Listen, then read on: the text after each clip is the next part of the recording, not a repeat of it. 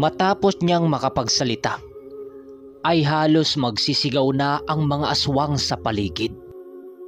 Pinili niyang lumitaw sa pinako niyang aswang upang dalhin ang mga bihag niya sa pinakadulo ng palayan. Paglapit ni Nuli sa aswang na nakasubsob sa lupa, agaran din naman niya itong hinawakan ng buong lakas. Sa pagkawala ni Nuli ay wala namang nagawa ang mga ito kundi ay ang umayon sa kanyang kagustuhan. Ilang minuto lang noon ang lumipas nang marating niya ang pinakadulong bahagi ng palayan. Sa paglitaw niya malapit sa kakahuyan, pinili niyang ipako din ang tatlong aswang na yon. Gamit-gamit ang kanyang mga buhay na salita.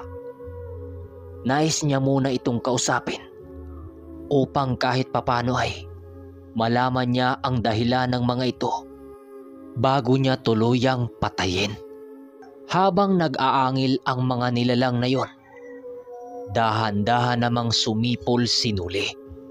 Sa bawat pagsipol ng kanyang ginagawa ay ang pagbigat ng mga katawan ng mga aswang. Ramdam na ramdam noon ni Nuli ang mga paghihirap ng mga ito na sa bawat paghinga nito ay kinakailangan pa nilang gamitin ang kanilang mga bunganga. Matapos ang ilang minutong paghihirap, pinili ni Nuling muling tanungin ang mga ito. Nais ko ng maayos na sagot para sa maayos na tanong. Kapag meron pa akong narinig na salitang hindi kaya-aya na galing sa inyong mga bibig, ay kikitilan ko na kayo ng buhay. Huwag niyo kong susubukan dahil ang lahat na aking sinasabi ay kaya kong panindigan. Wika ni Nuli sa mga aswang. Matapos niyang makapagsalita ay meron siyang narinig na paghagikgik ng aswang na kanyang nadakip. Biglang nag-init noon ang ulo ni Nuli. Walang sabi-sabi, agad niyang kinuha ang tabak upang tapyasin ang ulo ang isa sa mga ito. Sa pagsilay ng isang aswang na namatay na kanilang kasama, ay tanging pagsisisi lang naman at iyakan ang nagagawa nila. Matapos itong gawin ni Nuli, ay dahan-dahan ang naging seryoso ang mga aswang na kanyang nadakip. Nakakausap na niya ito ng matino at nagkaroon na din ng magandang sagot ang kanyang mga tanong. Sa pagsapit ng hating gabi, tuluyan na ngang nagsawa si Nuli sa mga ito. Pinili niyang patayin na lamang ito ng sabay-sabay upang wala na siyang makikitang paghihinagpis para sa mga namatay nitong kasama. Ang ginawa noon ni Nuli ay pinupuluputan niya ng tanikala ang liig ng mga ito upang pugutan ng ulo. Magnilay-nilay kayo at humingi ng kapatawaran. Habang itinali ko sa liig ninyo ang magbibigay sa inyo ng kamatayan, gawin niyo ang pagkakataong ito upang kahit papano ay mabawasan ang inyong mga kasalanan. Wika ni Nuli sa mga aswang. Habang dahan-dahan niya itong ginagawa, ay wala siyang narinig na mga pagmamakaawa sa mga aswang na ito. Nang maitali na ni Nuli ang tanikala sa mga liig nito, bigla itong nagsisigawan na para bang hindi pa nila natatanggap ang kanilang nalalapit na kamatayan. Sa pagtusok ng mga talim sa tanikala sa kanilang mga liig, ay ang patuloy na pag-agos na itim na dugo sa kanilang katawan. Paghigpit ng hawak ni Nuli sa tanikala, ay ang agara naman niya itong hinila na siyang naging sanhi upang maputol ang mga ulo nitong sabay-sabay. Pinili niya itong sugatan ng kampilan upang tuluyang maabo ang kanilang mga bangkay.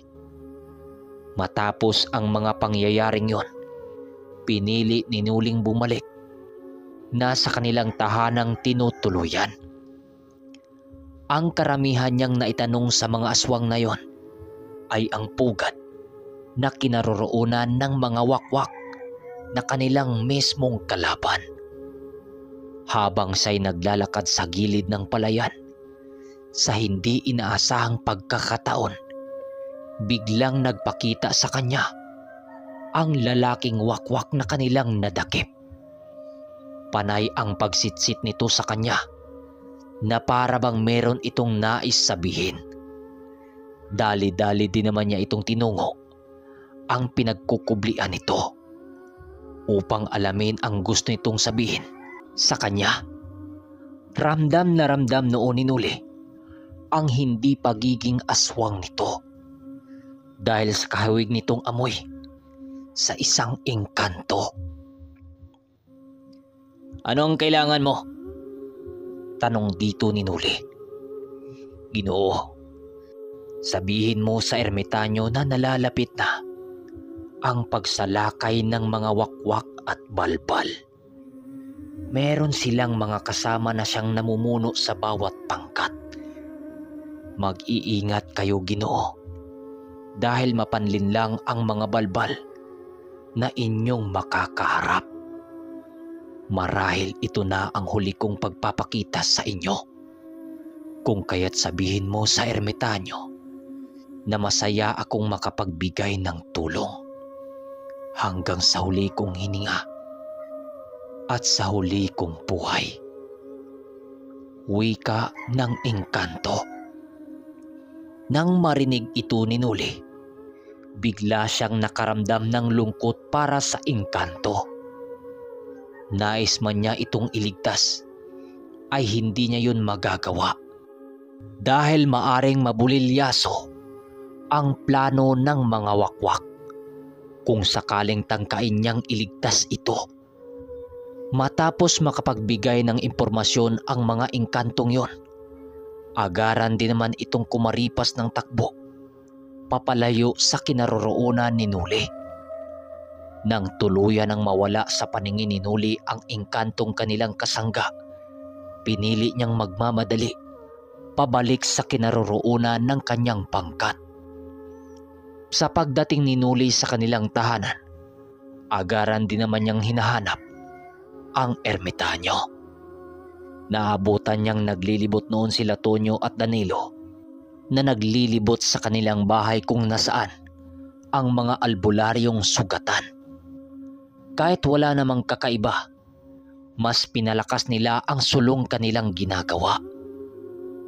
"Oh, Nuli, napakatagal mo naman. Balak na sana namin kayong sundan, kaya lang sinabi ni Ermitanyong Duming na kaya mo na daw yon," tanong ni Tonyo. "Maraming nangyari ka, Tonyo. Bukas ko na ikwento sa inyo."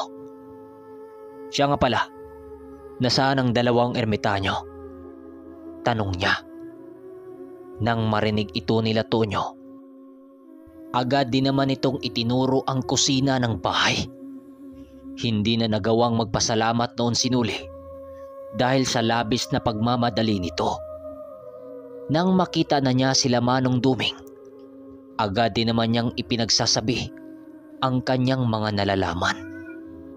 Habang inilahad ni Nuli ang patungkol sa engkantong kanilang kasangga, hindi nito mapigilang maging malungkot para sa mga susunod na mga mangyayari. Maging si Mang Carpio noon ay hindi makapagsalita nang malaman niyang nalalapit na ang kamatayan ng kaibigan ni Manong Duming na kaibigan rin niya. Pinili na lamang nila Manong Duming na magtimpla ng kape upang kahit papano ay mabawasan ang lungkot na nadarama nila. Sa patuloy ng kanilang pag-uusap, doon ikwinento ni Manong Duming ang kanilang napagdaanan. Nang engkantong nagpaalam kay Nuli, Ayon kay Manong Duming, na minsan ang napagsilbihan ng engkantong yon, ang kanyang maestrong namamaalam na. Marami silang pinagdaanan nito noong kanyang kabataan na halos ilang bisis na nilang dayain ang kanilang kamatayan. Dagdag pa ni Manong Duming na ni minsan sa buong buhay niya, hindi siya nagawang talikuran ng engkantong yon. Palagi itong nakahandang ialay ang kanyang buhay para sa mga taong nagmamahal sa kanya. Habang pinapakinggan nila Mang Carpio ang kwento ng kaibigan niya, ay halos hindi mapipigilang mapaiyak si Mang Carpio sa kanilang harapan ni Noli. Nais mang umiyak noon nila Noli, pero pilit nila itong pinipigilan upang wala silang maistorbong kasama sa buong paligid nila. Kinaumagahan, maaga pang gumising sila Noli dahil sa pagdating ng may-ari ng palayan. Halos mapaluhod na ito sa harapan nila Manong Duming upang maipakita ang labis-labis na papasasalamat na ginawa nitong pagtulong sa kanya. Habang umiiyak ang lalaki, panay ang pasasalamat nito sa mga albularyong naroroon.